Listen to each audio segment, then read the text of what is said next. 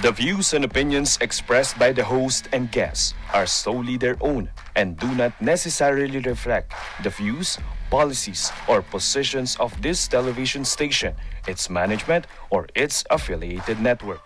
The station and its affiliates assume no responsibility or liability for the opinions expressed or the content discussed during this program. Viewer discretion is advised. Sa barangay tayo, ikaw at ako. Nagbibigay ng aral sa mga kagawad at kapitan. Sa barangay tayo. Isang maganda at mapagpalang araw po sa inyo mga kabarangay. Isang karangalan ang makasama kayo 42,047 barangays upang pag-usapan natin ang mga mahalagang probisyon sa local government code. Kasama natin ang maganda at magaling na Kagawad Marie Formentera Ferrer. Naghang salamat, Kags Butch. Ako po ang inyong lingkod, Kags Marie Formentera Ferrer, upang magbigay ng serbisyong higit pa sa inaasahan ninyo. Kasama po ang ating napakasipag at pinagpipitagang kapitan, Kap Dondon Francisco. Salamat, Kags Marie, at salamat sa councils at sa mga constituents na nanonood po ng SBT. Sa mga kapwa kong public servants, ang tanging may iwan lamang natin ay ang ating serbisyo. Ika nga, performance speaks. Kaya samahan kami dito Sa barangay tayo.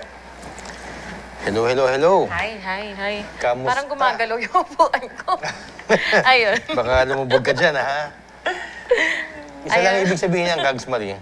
Kailangan mo na mag-diet. Kaya samahan kami dito. Anyway, medyo na-miss ko si SK May, ha? Kumusta ba ang ating SK May Salazar? Busy-busy si SK May ngayon at bukod sa personal, yung kanyang trabaho bilang isang reporter, alam mo na kung saan-saan siya ngayon. Kaya SK May, see you next week. Yes.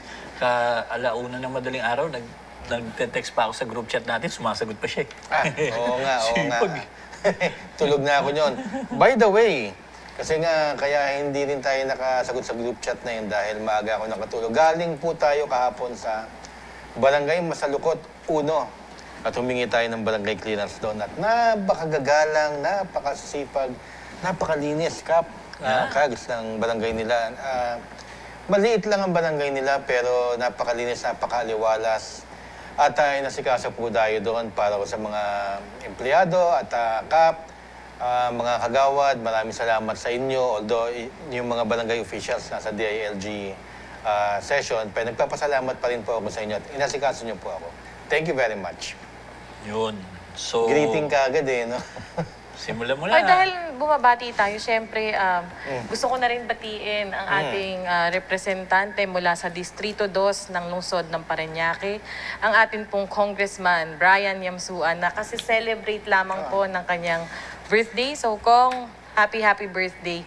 And of course, thank you po sa lahat ng programa dahil gumawa siya ng month-long celebration na kung saan talagang merong baon program, butika ni Brian, at napakarami pa pong mga bigay negosyo na ibinaba po niya para sa iba't ibang barangay ng lungsod ng Parañaque, lalong-lalo na po dyan sa District 2. Well, maraming salamat, Congressman Brian Yamsuan.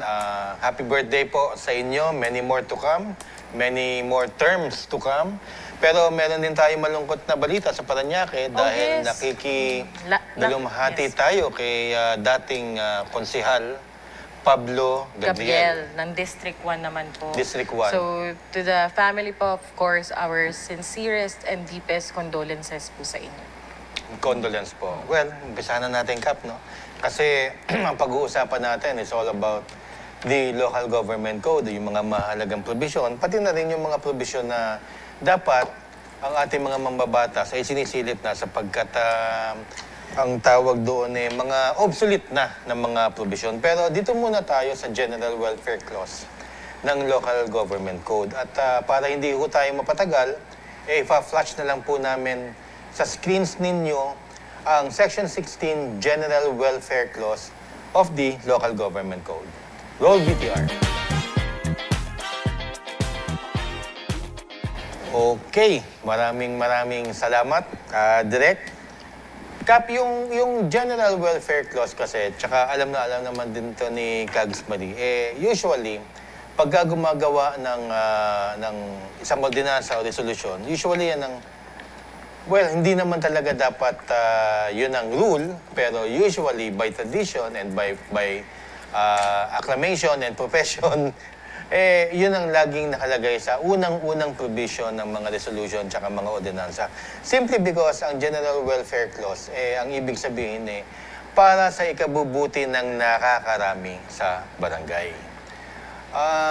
Yung General Welfare Clause, ang talagang pinaka-principle ng gobyerno natin na kahit ano pa ang project, proyekto, programa, dapat ang majority o nakararami sa barangay o sa bansa natin ang may kinabang. It may not be as perfect as a law or as a program of the government, pero dapat majority nakikinabang dyan at napapasaayos ang buhay. Cags Marie, ano ang take mo dito sa General Welfare Clause? Well, sa General Welfare Clause, mga kabarangay, talaga yung usually tama si Kagawad Butch na ginagamit po talaga natin ito, lalo na hindi lamang sa resolution, even the ordinances. Ito yung isa sa mga batas na talagang naging pundasyon na po natin at palagi po nating sinasabi na in every projects po na ginagawa po namin, especially pagdating po sa paggamit ng pondo, ay kasama po ito at ito ang isa sa mga justification. Yes. Kumbaga, para maibigay natin at ma-provide po natin yung ating mga programa. And most especially pagdating sa mga infrastructure projects, kailangan din po natin to. Infrastructure, medyo mainit po na usapin. Huwag lang General Welfare Ghost. General Welfare Clause dapat. Yes. Pero maiba po ako dahil nga napag-uusapan tong General Welfare na to. Meron kasi tayo ngayon na mga infrastructure or yung development projects na ginagawa. Meron na kasi ngayong bagong Supreme Court, actually this is not new, pero ini-impose na po talaga ngayon to sa Supreme Court ruling na yung deed of usufruct and yung deed of donation, based po sa ating mga nakakapanayam, pag nagtatanong po tayo na ang deed of usufruct po sa ngayon ay hindi na po siya maaaring gamitin. Dapat po deed of donation na po. Dahil po ang pinaka-ruling po ngayon na dapat government-owned ang pinaggagamitan ng pondo ng atin pong gobyerno. Kaya po yung mga infrastructure projects talaga dapat, kung ako tatanungin talaga, dapat before you procure, dapat i-secure at gawin na po muna lahat ng mga legal documents para hindi na rin po magkaroon ng problema. Yes. And yes, Cap. And Well, yes, Cap. bago muna ako pumunta doon sa sinabi ni Cags Marie na deed of usufruct and deed of donation na sinasabi ng Supreme Court. Well, hindi ko pa alam kasi yung ruling ng Supreme Court. Anyways, doon muna ako sa General Welfare Clause. Nakapaloob kasi doon yung halos lahat ng kailangan dapat gawin ng isang local government unit. Kasama po ang barangay dito.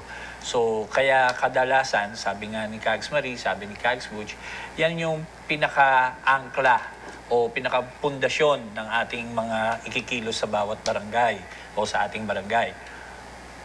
Ang importante kasi, we cannot please everybody, pero para sa welfare ng nakakarami at mas marami doon sa nakakarami pa nga, actually, halos lahat dapat ng constituents nyo ay makinabang sa mga gawaing pambarangay o gawaing panglungsod. Yan po yung pinangahawakan, yung General Welfare Clause. Ganun din, yan din ang tatanungin sa atin ng mga korte kung halimbawa man na may kumwestiyon ng isang bagay, like for example, isang ordinansa, kinwestiyon sa Court of Law, syempre ang sinasabi natin yung General Welfare Clause. Kasi kailangan namin itong gawin dahil marami ang makikinabang dito sa gawaing ito. So, yun yung yun yung basis natin, yun yung foundation ng halos lahat ng ating ikikilos sa barangay. Maraming salamat, Cap. Doon sa sinasabi ni Cags Marie na bagong ruling ng Supreme Court, nakaangkla rin yun sa general welfare Kasi kaya naman nagdesisyon ng Supreme Court ng ganon.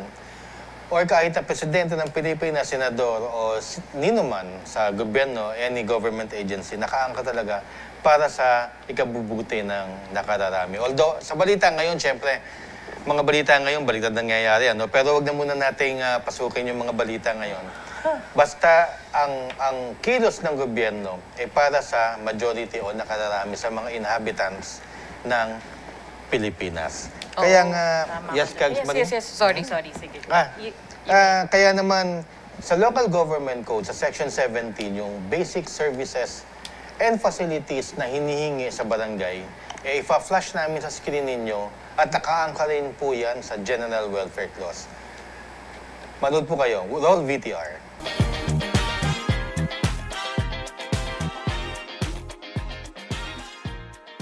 Ayan, maraming salamat, Direk. At sana para tayo ay umusad, yan nga po ang mga hinihinging basically serbisyo na ibibigay natin sa ating mga kabarangay. Pero para sa akin, parang sa panahon ngayon kulang na to. Kasi kung ako ang napaka-sophisticado na ng hinihingi ng barangay natin, pero iba't iba rin kasi ngayon, sa barangay namin, ang number 1 priority is traffic management.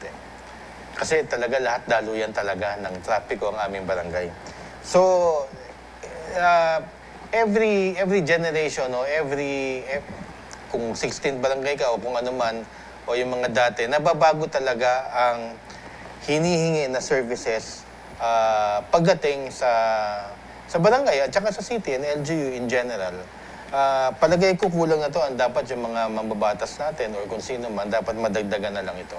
Yes, marami na talagang kulang sa batas na kung ano yung local government code, yung mga ibang katarungang pambarangay o yung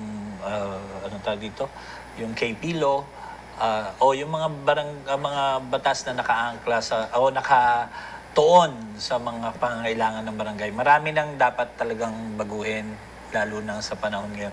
Like for example, yung sabi mo nga, yung traffic management, Kags Butch, dito rin, syempre, high-tech na ngayon. Paano yung social media something, information, yung information nakalagay dito, pero may mga specific na klase na ng information ngayon.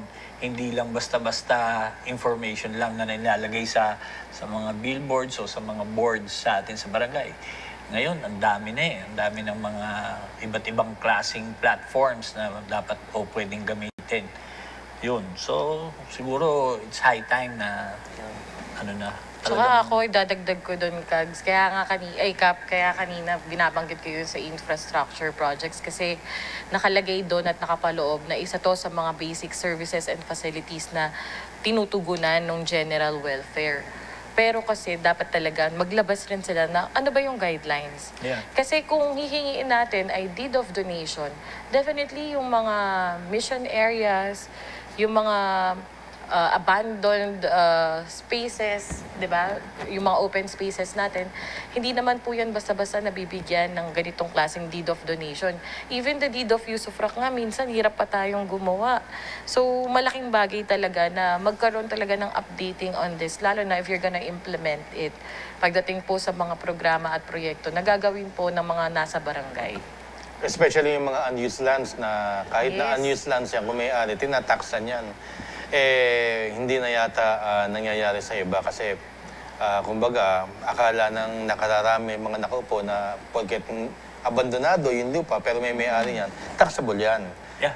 May mga batas na idle lots, yung tungkol sa idle lots. May mga... Tsaka different scenarios kasi siya Kags and Kap. Kumbaga, yung tutuganan po natin ay iba-iba yung scenario. Meron scenario na HOA, merong pang-mission areas, merong mga, yung mga idle lots. Yan yung mga different scenarios na nakikita ko na kung gagamitin lang ang General Welfare Clause, meron na namang another batas na minsan kumu-contradict din in a way. So, Nako, Kags Marie, matutuwa ka sa next topic natin kasi yan nga ang pag-uusapan natin kung ano yung mga obsolete provisions sa local government code and more specifically, ito napakahirap, napaka-technical po ng kung magiging chairman kayo ng zoning and land use. Yan, pag-uusapan po natin yan mamaya-maya sa third segment. Pero second segment, yung mga obsolete provisions ng local government code. Lahat po yan dito Sa sa barangay tayo. Sa barangay tayo, ikaw at ako. Nagbibigay ng aral sa mga kagawad at